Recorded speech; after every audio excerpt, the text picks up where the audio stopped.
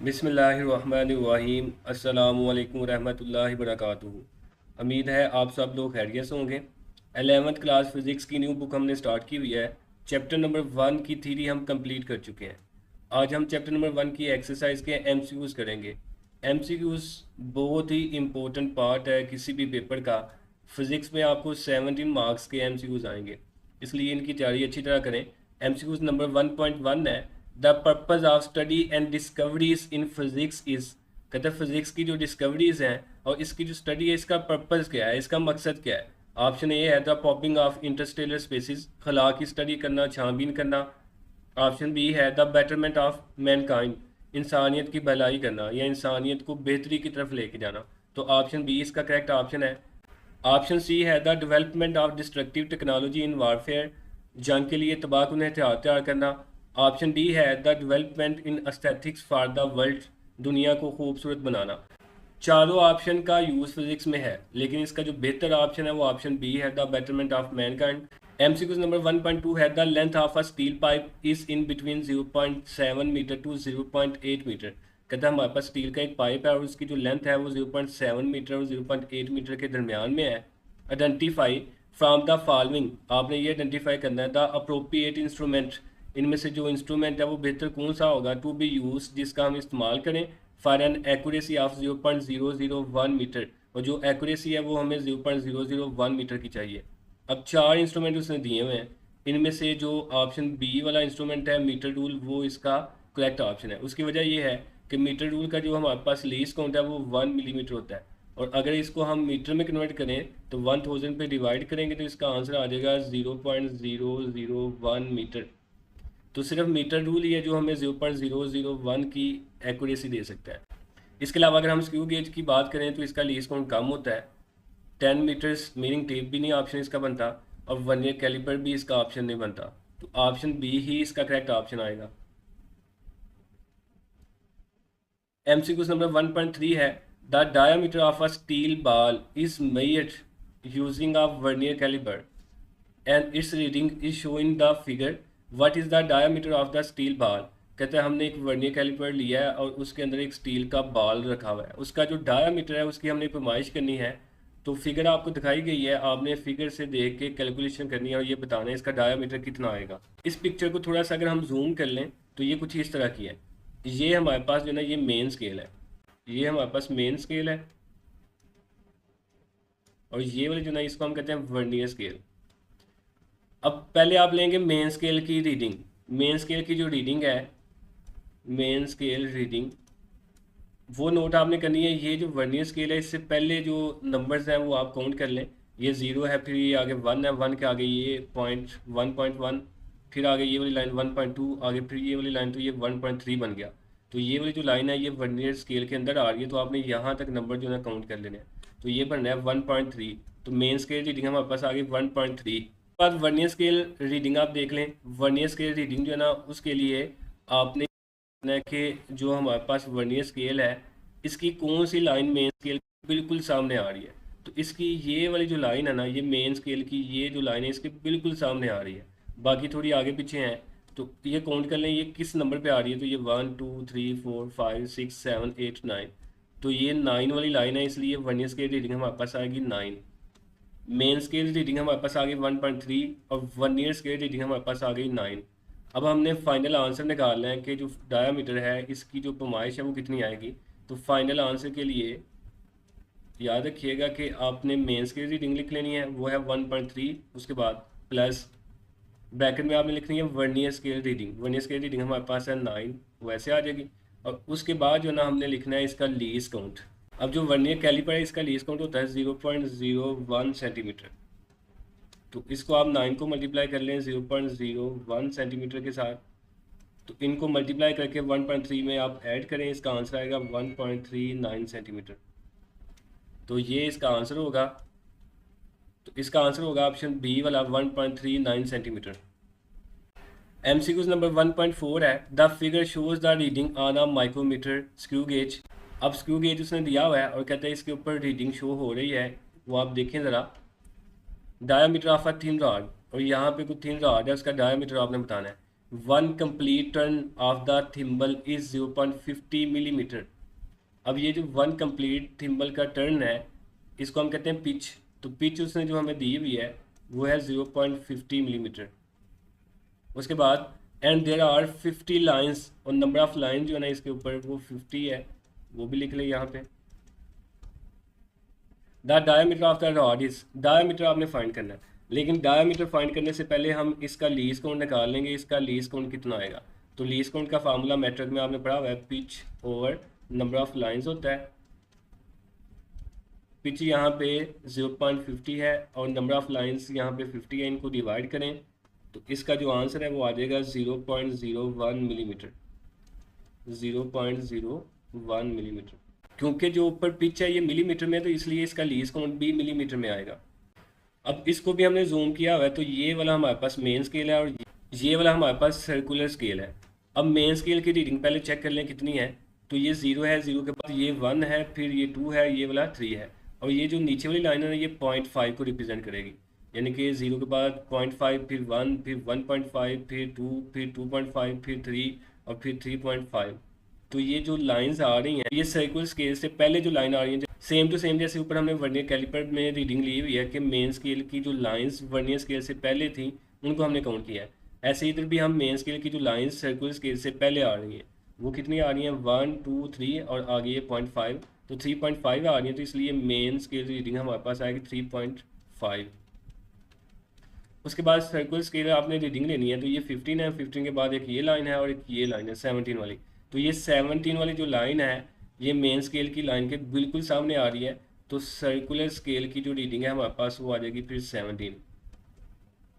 Final result निकालने का formula वही है जो हम ऊपर पढ़ चुके हैं कि आपने यहाँ पे मेन स्केल की रीडिंग लिखनी है वो 3.5 है, प्लस वर्नियर स्केल या फिर सर्कुलर स्केल की जो रीडिंग है वो लिख लें वो 17 है, और इसको मल्टीप्लाई कर दें लीस्ट काउंट के साथ। इसका जो लीस्ट काउंट है वो 0.01 है, इन दोनों को मल्टीप्लाई करके 3.5 में ऐड करें तो इसका आंसर आ जाएगा 3.67 मिलीमीटर। अब चूंकि लीस्ट काउंट मिलीमीटर में था इसलिए इसका आंसर जो है ना मिलीमीटर में आएगा। तो ऑप्शन ए इसका करेक्ट ऑप्शन होगा 3.67 मिलीमीटर। क्वेश्चन नंबर 1.5 है, the number of significant figures of a measurement are defined as. कहता है जो सिग्निफिकेंट फिगर है इसकी हम डिफाइन कैसे कर सकते हैं, दे reflect the accuracy of the observation in the measurement. ये मेजरमेंट में हमें एक्यूरेसी बताते हैं, ये ठीक बात है। ऑप्शन बी है, they are the figures which are reasonably reliable. ये वो फिगर होते हैं जिन पे हम यकीन कर सकते हैं, वाकई ये भी बात ठीक है।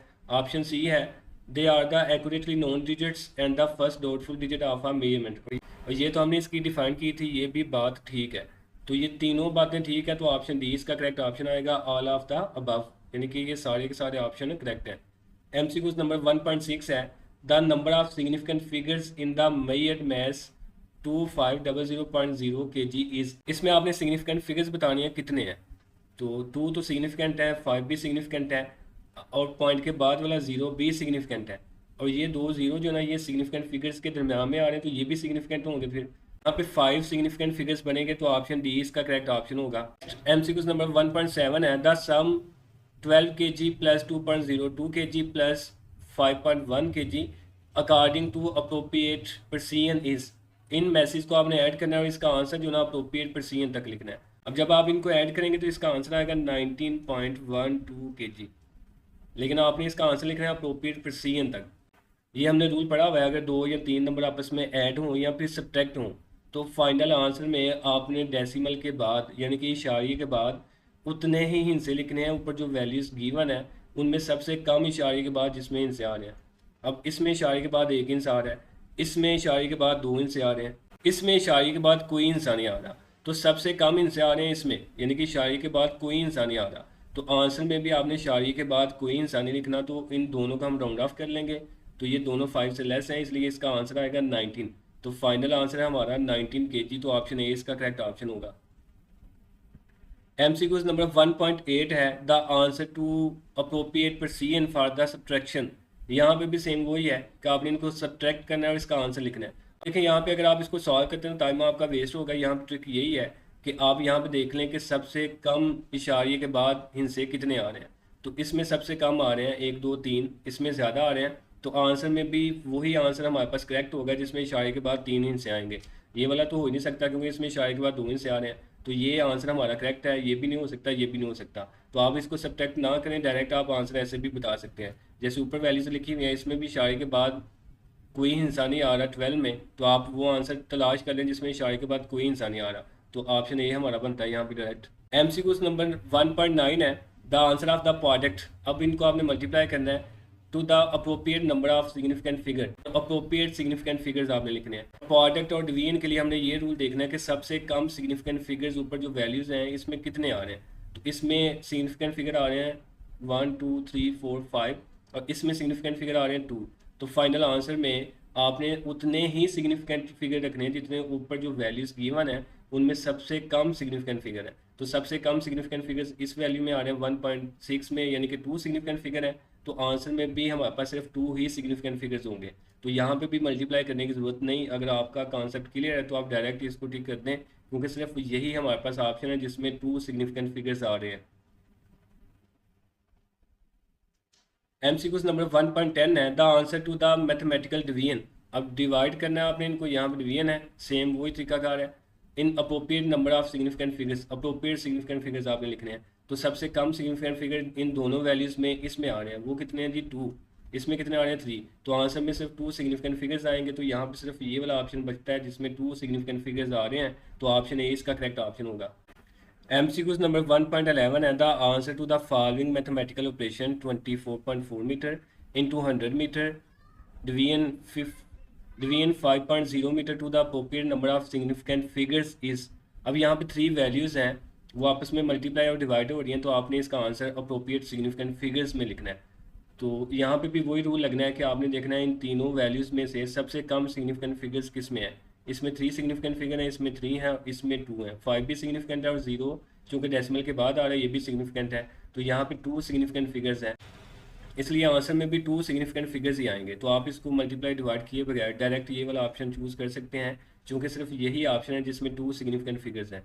MCQ नंबर 1.12 है the ratio of the dimensions of the force and energy. Force और एनर्जी की डायमेंशंस की रेशियो हमें बतानी क्या होगी। तो हम ये निकाल लेते हैं। फोर्स का जो हमारे पास SI यूनिट है वो तो न्यूटन है, लेकिन अगर हम इसका यूनिट ड्राइव करें तो वो हमने पढ़ा हुआ है, वो होता है जी किलोग्राम मीटर पर सेकंड स्क्वायर। तो इससे अगर हम इसकी डायमेंशन निकाल लें फोर्स की, तो वो हमारे पास किलोग्राम की आ जाएगी M, मीटर की आ जाएगी L और सेकंड की जगह आएगा T ऊपर पावर -2 ऐसे आगे। उसके बाद एनर्जी है, और एनर्जी इक्वल होती है वर्क के, और वर्क इक्वल होता है FD के। तो यहाँ पे जो फोर्स है इसका फिर यूनिट वही आएगा किलोग्राम मीटर पर सेकंड स्क्वायर, और जो D डिस्प्लेसमेंट है इसका यूनिट आएगा मीटर। तो किलोग्राम की डायमेंशन हमारे पास बन जाएगी M, मीटर एक ये वाला और ये वाला, मीटर का स्क्वायर इसकी डायमेंशन आएगी L स्क्वायर। उसके बाद S की पावर -2 की जगह आ जाएगा T की पावर -2। ये सारी डायमेंशन हमने डिटेल में पढ़ी हुई है, अगर आपको नहीं आती तो पहले वो लेक्चर देखें फिर इसको करें, आपका इजीली हल हो जाएगा। तो ये हमारे पास एनर्जी की डायमेंशन आ गई। अब इन दोनों को हमने डिवाइड करना है, यानी कि इनकी रेशियो लेनी है, फोर्स की डायमेंशन ओवर एनर्जी की डायमेंशन। फोर्स की डायमेंशन ऊपर लिख लेते हैं, वो है हमारे पास M L T की पावर -2, और एनर्जी की डायमेंशन नीचे लिख लेते हैं, वो है M L स्क्वायर T की पावर -2। M के साथ कैंसिल, T की पावर -2, T की पावर -2 के साथ कैंसिल, L की पावर नीचे 2 है और ऊपर 1 है, एक पावर कैंसिल हो जाएगी। तो आंसर में आएगा 1/L। इसको अगर हम ऊपर ले जाए तो ये आएगा L की पावर -1। तो ऑप्शन डी इसका करेक्ट ऑप्शन होगा। MCQ नंबर 1.13 है identify which pair from the following does not have identical dimensions. आपने ये बताना है कि नीचे जो पेयर गिवन है इनमें से किस पेयर की डायमेंशन सेम नहीं। तो याद रखिएगा जिनके यूनिट सेम नहीं आएंगे उनकी डायमेंशंस भी सेम नहीं आएंगी। तो ऑप्शन ए में वर्क और टार्क है। वर्क का फार्मूला हमारे पास होता है FD और टार्क का फार्मूला हमारे पास होता है RF। तो इन दोनों के यूनिट सेम बनेंगे, क्योंकि यहाँ पे फोर्स का यूनिट न्यूटन है और डिस्प्लेसमेंट का यूनिट इधर मीटर है और इधर भी मीटर है। तो इसका यूनिट भी न्यूटन मीटर और इसका भी आ गया न्यूटन मीटर। इन दोनों के यूनिट सेम है तो इनकी डायमेंशंस भी सेम होगी। ऑप्शन बी है angular momentum and Planck's constant. Angular momentum का फार्मूला हम पढ़ेंगे आगे, वो है हमारे पास MVR। और जो प्लैंक्स कांस्टेंट है इसमें हमारे पास H इक्वल आ जाएगा E/F के, फ्रीक्वेंसी के। तो ये भी हम पढ़ेंगे आगे फार्मूला। तो इन दोनों के यूनिट भी सेम होते हैं, क्योंकि मैस का यूनिट यहाँ पे किलोग्राम आएगा और वेलोसिटी का यूनिट आएगा मीटर पर सेकंड। और आगे डिस्टेंस का यूनिट आ जाएगा मीटर। तो ये यूनिट बन गया किलोग्राम मीटर, और मीटर का स्क्वायर आ गया और साथ आ गया पर सेकंड। ये हमारे पास आ गया एंगुलर मोमेंटम का यूनिट। अगर हम प्लैंक्स कांस्टेंट का यूनिट निकालें, एनर्जी है तो एनर्जी का यूनिट ऊपर हमने पढ़ा है अभी अभी, वो होता है हमारे पास किलोग्राम मीटर स्क्वायर, और फिर आ जाए किलोग्राम मीटर स्क्वायर पर सेकंड स्क्वायर, और नीचे फ्रीक्वेंसी है और फ्रीक्वेंसी का यूनिट हमारे पास होता है पर सेकंड, चूँकि ये टाइम पीरियड का रेसिप्रोकल होती है। तो ये एस की पावर -1 एस की पावर -2 के साथ कैंसिल हो जाएगी, एक पावर ऊपर बच जाएगी। तो इसका आंसर आ जाएगा किलोग्राम मीटर स्क्वायर पर सेकंड। तो इसका और इसका यूनिट भी सेम बन गया, तो ये भी नहीं होगा। फिर ऑप्शन सी हमारा करेक्ट होगा। मूवमेंट ऑफ इनर्शिया और मूवमेंट ऑफ फोर्स का जो यूनिट है वो सेम नहीं होता। मूवमेंट ऑफ इनर्शिया जो है ना, इसका फार्मूला है हमारे पास mr²। तो m का यूनिट है किलोग्राम और r² जो है ना, इसकी जगह आएगा मीटर स्क्वायर। तो ये इसका यूनिट है किलोग्राम मीटर स्क्वायर। और मूवमेंट ऑफ फोर्स का मतलब टाक ही है, तो टाक का यूनिट अभी हमने पढ़ा है न्यूटन मीटर। तो ये दोनों सेम नहीं है, तो ऑप्शन सी इसका करेक्ट होगा। चूंकि इनके यूनिट सेम नहीं तो इनकी डायमेंशंस भी सेम नहीं होंगी। ऑप्शन डी है इम्पल्स एंड मोमेंटम, इनके यूनिट भी सेम होते हैं। इम्पल्स हमने पढ़ना है आगे कि इम्पल्स इक्वल होता है चेंज इन मोमेंटम के, यानी कि इम्पल्स और मोमेंटम आपस में इक्वल हैं, फिर यूनिट भी इक्वल होंगे, फिर डायमेंशंस भी इक्वल होंगी। ऑप्शन सी इसका करेक्ट ऑप्शन होगा। MCQ नंबर 1.14 है, the following figures are of the same vernier callipers. Figure 1 shows the reading when the jaws are closed, while figure 2 shows the reading when a solid cylinder is placed between the jaws. The length of the cylinder is। इसमें वो कहता है कि हमारे पास दो figures हैं। एक figure 1 है, इसमें हमने वर्नियर कैलिपर के जाज को क्लोज किया हुआ है, उनके दरम्यान में चीज़ कोई नहीं है। और फिगर 2 में हमने कोई सिलेंडर रख के इसको क्लोज किया हुआ है। तो सबसे पहले हम फिगर 1 में चेक करेंगे क्या इसमें ज़ीरो एरर है या नहीं है। तो ये नीचे वाला हमारे पास वर्नियर स्केल है और ऊपर वाला हमारे पास मेन स्केल है। वर्नियर स्केल और मेन स्केल का ज़ीरो बिल्कुल आमने सामने नहीं है, इसमें ज़ीरो एरर मौजूद होगा। अब ज़ीरो एरर हम निकाल लेंगे कैसे? ज़ीरो एरर निकालने का तरीकाकार ये है, उसका तरीकाकार ये है कि आपने चेक करना है कि मेन स्केल और वर्नियर स्केल की कौन सी लाइन एक दूसरे के बिल्कुल आमने सामने है। यहाँ पे अगर हम चेक करें तो तकरीबन ये वाली जो लाइन है और ये वाली लाइन है, ये बिल्कुल आमने सामने है। तो ये गिन लें ये कितने नंबर वाली लाइन है, ये 0, ये 1 2 3 4। तो ये 4 नंबर वाली लाइन है, इसको आप लिख लेंगे। फिर 4 नंबर वाली लाइन को यहाँ पे कि ये वाली लाइन है जो कि ये वाली मेन स्केल की लाइन है जो वर्नियर स्केल की लाइन के बिल्कुल आमने सामने है। लाइन लिखने के बाद आपने इसको मल्टीप्लाई कर देना है लीस्ट काउंट के साथ। अब वर्नियर कैलिपर का जो लीस्ट काउंट है हमने पढ़ा हुआ है 0.01 होता है, इसके साथ मल्टीप्लाई करें तो इसका आंसर आ जाएगा 0.04 सेंटीमीटर। ये हमारे पास ज़ीरो एरर है। अब ज़ीरो एरर यहाँ तो पॉजिटिव होता है या फिर नेगेटिव होता है। अब चूंकि वर्नियर स्केल मेन स्केल के राइट साइड पे आ रहा है तो ये वाला जो ज़ीरो एरर है ये पॉजिटिव होगा। ये हमने ज़ीरो एरर निकाल लिया है। कैलकुलेशन करनी है कि हमारे पास जो डायमीटर है वो कितना है। तो ये सेम तरीका वही है जो ऊपर हमने 2 MCQ सॉल्व किए हुए हैं, सेम टू सेम वही तरीका है कि ये वर्नियर स्केल है। वर्नियर स्केल से पहले आप देख लें कि मेन स्केल की कितनी लाइन है। तो यहाँ तक जो है ना ये वर्नियर स्केल से पहले आ रहा है, तो इनको आप काउंट कर ले तो ये बनेगा 3 1 2 3, तकरीबन ये आएगा 3.3 मेन स्केल की रीडिंग हमारे पास आ जाएगी 3.3। उसके बाद आपने देखनी है कि वर्नियर स्केल की कौन सी लाइन मेन स्केल के सामने आ रही है, तो वो ये वाली आ रही है। तो ये बिल्कुल आमने सामने है। ये फर्स्ट वाली लाइन है जिसको ज़ीरो का नाम दिया जाता है। तो ये ज़ीरो हमारे पास आ जाएगी वर्नियर स्केल की रीडिंग। उसके बाद फाइनल आंसर लिखने का तरीकाकार वही है, मेन स्केल की रीडिंग 3.3 प्लस वर्नियर स्केल की रीडिंग जो है वो 0 है, और इसको मल्टीप्लाई कर देंगे लीस्ट काउंट के साथ, वो 0.01 है। तो ये मल्टीप्लाई होकर 0 आएगा, तो इसका आंसर आ जाएगा हमारे पास 3.3। लेकिन ये फाइनल आंसर नहीं, चूँकि अब इसमें एरर भी आ रहा है तो जो फाइनल आंसर है उसमें से हम एरर को सब्ट्रैक्ट करेंगे, चूँकि ज़ीरो एरर पॉजिटिव है। अगर ज़ीरो एरर नेगेटिव होता तो फिर हमने ज़ीरो एरर को यहाँ पे ऐड करना था। तो फाइनल आंसर हम निकाल लेंगे 3.3, और जो ज़ीरो एरर है इसका 0.04, उसको इसमें से हम माइनस कर देंगे 0.04 को। तो इसका जो फाइनल आंसर है हमारे पास वो आएगा 3.26। तो ये इसका फाइनल आंसर है। ऑप्शन ए इसका करेक्ट ऑप्शन होगा 3.26 सेंटीमीटर। उसके बाद MCQ नंबर 15 है, the least count of an instrument determines. ये पीछे हमने बड़ी डिटेल में पढ़ा हुआ है कि लीस्ट काउंट या फिर जो एब्सोल्यूट अनसर्टेनिटी होती है इसका रिलेशन होता है प्रेसीजन के साथ। तो जो लीस्ट काउंट है ये फिर यहाँ पे प्रेसीजन को डिस्कस करेगा, तो ऑप्शन ए इसका करेक्ट ऑप्शन होगा। MCQ नंबर 16 है, a measuring tape has been graduated with a minimum scale division 0.2 centimetre. The allowed reading using this tape may be. अगर हम इस मेयरिंग टेप का यूज़ करें तो इनमें से कौन सी रीडिंग आएगी, जबकि उसने इसका लीस्ट काउंट दिया हुआ है 0.2 सेंटीमीटर। तो आपने बताना इनमें से कौन सा ऑप्शन करेक्ट है। तो यहाँ पे सिंपल सी ट्रिक है कि जो भी आंसर गिवन है उनको आप 0.2 पे डिवाइड कर लें, तो जो आंसर कंप्लीट डिवाइड हो जाएगा 0.2 पे, वही ऑप्शन इसका करेक्ट होगा। ऑप्शन ए जो है 0.2 पे डिवाइड नहीं होगा, क्योंकि इसमें पॉइंट के बाद 5 आ रहा है और 5 2 पे डिवाइड नहीं होता, तो ये वाला बनता नहीं। ऑप्शन बी इसका करेक्ट ऑप्शन होगा, क्योंकि 0.2 पे 80.6 जो है ना ये मुकम्मल तौर पे डिवाइड हो जाता है। ऑप्शन सी भी इस पे डिवाइड नहीं होता और ऑप्शन डी भी डिवाइड नहीं होता, इसलिए ऑप्शन बी इसका करेक्ट ऑप्शन होगा। तो ये एक्सरसाइज वाले एमसीक्यूज थे जो बहुत ही इंपॉर्टेंट एमसीक्यूज हैं। नेक्स्ट हम एक्सरसाइज वाले शॉर्ट क्वेश्चन भी करेंगे। वीडियो को लाइक करें और चैनल को सब्सक्राइब करें ताकि आने वाले लेक्चर आपको बर वक्त मिलते रहें। बहुत शुक्रिया, अल्लाह हाफिज़।